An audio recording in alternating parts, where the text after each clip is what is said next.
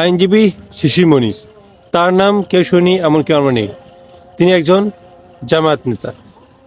এই যে লুৎফরজন বাবর ভাইকে যে ছাড়া পেল, এটা কলকাতা কিন্তু নার্সিং কিন্তু শিশিরমণি, এবং শিশিরমণি কিন্তু তিনি যথেষ্ট একজন যোগ্য, একজন বিজ্ঞ, একজন আইনজীবী। তার নামে যে গুরুতর অভিযোগটা হচ্ছে যে তিনি আবরার ফাহাদের একজন খুনির পক্ষে লড়তেছেন। সো এটা নিয়ে আমাদের অনেক সমালোচনা হচ্ছে যে তিনি কেন একজন খুনির পক্ষে লড়ছেন। প্রকৃত অর্থে আরও আমি ভেতরে গিয়ে জানতে পারলাম যে আসলে খুনি একজন না, উনি 7 জন খুনির সঙ্গী হয়ে তিনি লড়ছেন। অর্থাৎ আমরা অনেকে হয়তো জানি যে তিনি একজনের পক্ষে হয়ে লড়ছেন, না, তিনি 7 জনের পক্ষে হয়ে লড়ছেন। এখন তিনি কেন লড়ছেন? আপনার ফার্স্ট জায়গায় শিবির সন্দেহে হত্যা করা হলো, কেন তার খুনিদের পক্ষে তিনি লড়তেছেন? সো এখানে অনেক কিছু বিষয় রয়েছে এবং অনেক কিছু অমীমাংসিত বিষয় রয়েছে।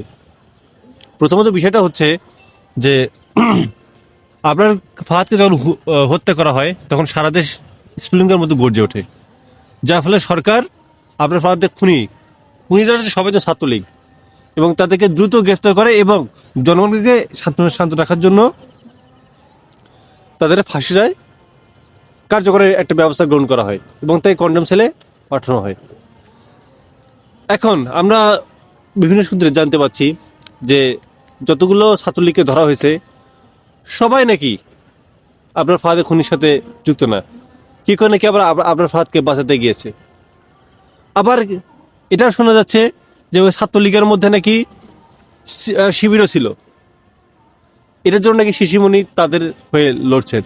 এখন আমার কথা হচ্ছে যে প্রথম বিষয়টা আসি যে সব ছাত্রলীগ ওখানে দোষী না, কেউ কেউ বাঁচাতে গেছে। ভাই এটা কেউ বিশ্বাস করবে? এটাকে বিশ্বাস করবে যে ছাত্রলীগ একজনকে মারতে গেছে, 10 জনের মধ্যে 9 জন মারতে গেছে, একজন বাঁচতে গেছে? এটা বিশ্বাস করার মতো? এটা বিশ্বাস করা যায়? আবার দ্বিতীয়টা ধরলাম যে ওখানে শিবির সন্দেহে ওখানে হয়তো আছে, এই জন্য তাদের পক্ষে শিশিরমণি লড়তেছে। তাহলে শিবিরটা একটা গুপ্ত সংগঠন, এখানে তো প্রমাণিত হচ্ছে। যদি শিবির যদি ছাত্রলীগের মধ্যে থাকে তাহলে শিবির তো অবশ্যই একটা গুপ্ত সংগঠন। সেই বিষয়ে কেন ব্যবস্থা গ্রহণ করা হচ্ছে না? আর এটা অসম্ভব, ছাত্রলীগের মধ্যে শিবির কীভাবে ঢুকতে পারে? যে শিবিরকে দেখলেই ছাত্রলীগ মেরে ফেলার পর্যন্ত নির্দেশ আছে, ক্রসফায়ার করার পর্যন্ত নির্দেশ আছে, সেই শিবিরের কীভাবে ছাত্রলীগের মধ্যে থাকে? এখন বিভিন্ন প্রশ্ন। এখন আমাদের এটা এখন জানতে হবে যে আসলে শিশিরমণি কেন তাদের পক্ষে লড়তেছে। এখন দেখুন, মানুষের তো বিভিন্ন বাসনা জাগে, কারো এমপি হওয়ার, কারো টাকা কামানোর, কত ধরনের খায়েশ থাকে। জামাতকে আমরা এখন কেমন দিন একটি পোল্ট্রিবাজের মতো মনে হচ্ছে। আওয়ামী লীগ তাদেরকে এত শেষ করার চেষ্টা করলো, ভারত, অথচ দেখুন তারা কিন্তু ভারতের বিরুদ্ধে খুব একটা কিছু বলে না। তারা বলে যে বিদেশি শক্তি ফলে এই ঘটনা ঘটছে, ওই ঘটনা ঘটেছে। ভারতের মুখটা যে নেবে এরকম কেউ নেই। আওয়ামী লীগের নিষিদ্ধ বিষয়ে যখন ছাত্ররা একমত, তখন জামাত চায় না।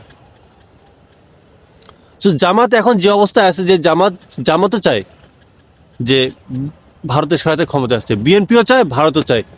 আরে আমরা খালি বিএনপিও গালি দিই। আরে ভাই, বিএনপি গালি দেয়, জামাতের কি ধোয়া তুলসী পাতা? জামাতকে নিয়ে আসলে কি বলবো, আমার খারাপ লাগে, বুঝছেন। জামাতকে নিয়ে আমি জামাতকে ভালো বিষয়ে জানতাম, কিন্তু তাদের যে এই ধরনের কার্যকলাপগুলো আমার তো আফসোস লাগে। কিভাবে ভাই, কিভাবে বিশ্বাস করেন যে ছাত্রলীগের কেউ কেউ ওখানে বাঁচাতে গেছে আপনার ফাহাদকে, এই জন্য তাদের পক্ষে লড়তেছেন? কে বিশ্বাস করবে? শয়তান বিশ্বাস করবে এটা।